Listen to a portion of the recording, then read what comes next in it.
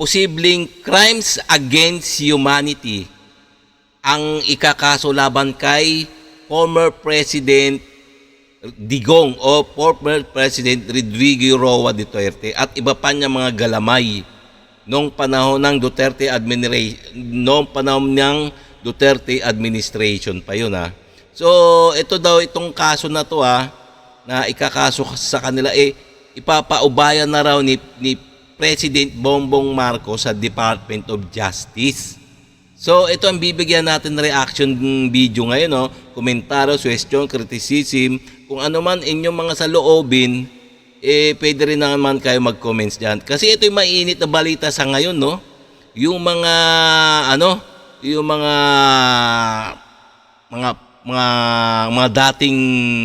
mga dating namumuno sa ating bansa na nagkaroon ng maraming mga kaso.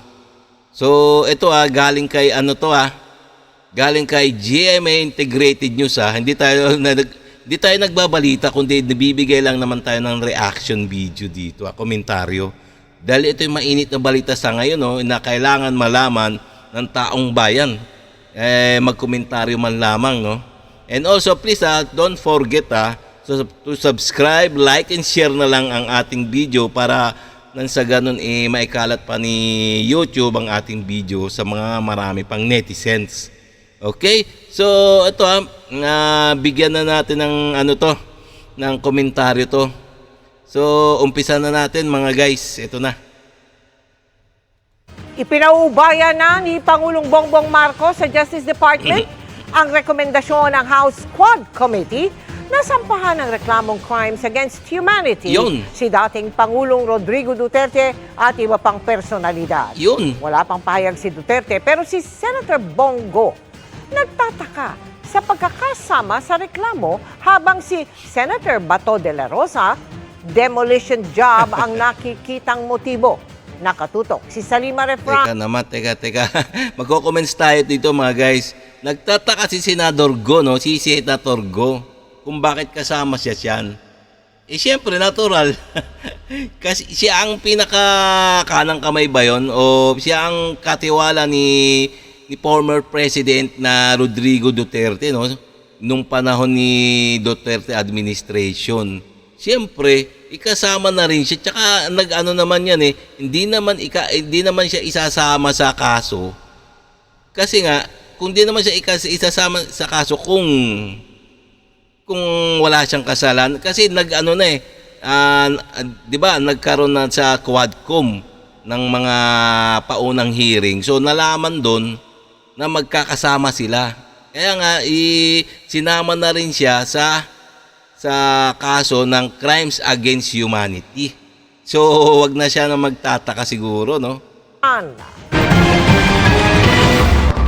Kay Pangulong Bongbong Marcos na nanggaling, nasa Department of Justice na ang bola sa usapin ng rekomendasyon ng House Quad Committee report na paharapin sa crimes against humanity si dating Pangulong Rodrigo Duterte, Senador Bongo, Senador Ronald Bato de la Rosa, ilang dating PNP chief at iba pang personalidad kaugnay ng drug war. The DOJ will look at it and see if there are it is time to file cases, what cases to file, how to produce the evidence that we will need to actually build a case. Kailangan pa i-assess na mabuti kung ano yung maaring maging kaso, kung tama ba yung direksyon ng rekomendasyon ng committees from the House. Bagamat hindi pa natatanggap ang opisyal na report ng Kamara, i-consolidate raw ito ng DOJ sa gugulong ng investigasyon ng Task Force EJK ng Kagawaran. Iimbitahan din ng DOJ ang mga humarap sa Quadcom para gawing formal ang kanilang affidavit ng kanilang mga pahayag sa Kamara. At posibleng kasama na dyan si Duterte. We will look into that possibility. But as of now, there are already admissions on record made by the former president. And that is evidence that is admissible because these are all under oath and in a public proceeding. Paglilinaw ng DOJ, kahit dating Pangulo, pwedeng paharapin sa reklamo. Past presidents are no longer immune from suit. Only the sitting president is immune from any legal suit during his term. Tingnan niyo naman Si former President Rodrigo Duterte, hindi na siya immune sa mga ganyang mga kaso, no? Pwede na siyang ipatawag.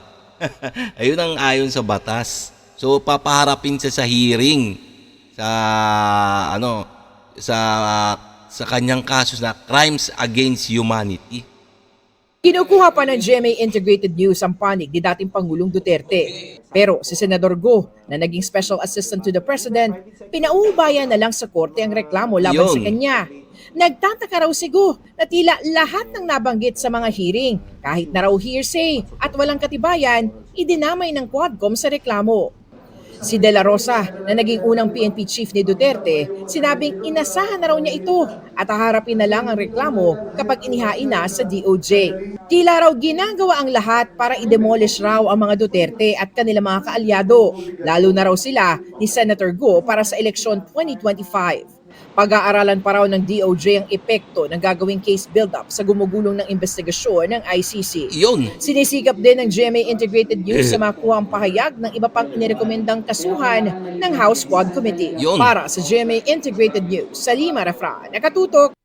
Yon, tingnan nyo naman Nagtataka yung tatlo, no? Si Senador Bongo, Senador Bato de la Rosa, tsaka yung isa pa, no? Si kung bakit daw kasama sila. puro lang naman hearsay, kumbaga chismis lang naman yon. Di naman sila ikakaso ng di naman sila kakasuhan ng ganyan na ganyan lang kung walang mga ebidensya o testigo, no. Kasi nga kaya nga nagkaroon ng Quadcom committee para nga malaman kung sino talaga ang nagsasabi ng totoo at malaman kung sino ang mga sangkot sa mga ganyang mga gawain nung panahon ng Duterte administration. So nagkaroon siguro na silang probable cause o dahilan o matitibay na ebidensya. Siyempre, magkasampa ng kaso na ang Quadcom laban sa mga nasasangkot nung panahon ni former president. Lahat ng kasabwat niya, siyempre, kakasuhan ng crimes against humanity. Ito ay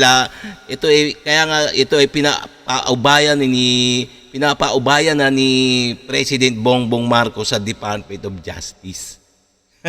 So talagang gumugulong ang batas, no. Hindi to, sa palagay ko, hindi to publicity or namumulitik kasi totoo naman talaga, no. Totoo, para sa aking opinion, totoo naman talaga, no, na talagang nagkaroon ng ng mga masasamang gawain noong panahon ng mga dating pangulo, no. So abangan na lang natin, no. Depende yan sa mga ilalabas ng Quadcom o depende yan sa Department of Justice kung dapat talagang kasuhan yung mga ganyan, yung mga kinasuhan na laban sa crimes against humanity. So okay, no? So okay, hanggang dito na lang tayo mga guys, no? So kung bago ka pa lang sa aking channel, please like, subscribe, share na rin ang ating video para naman maikalat pa ni YouTube ang ating mga video sa mga marami pang tao. Okay? Please like, share and subscribe na lang muna. Okay?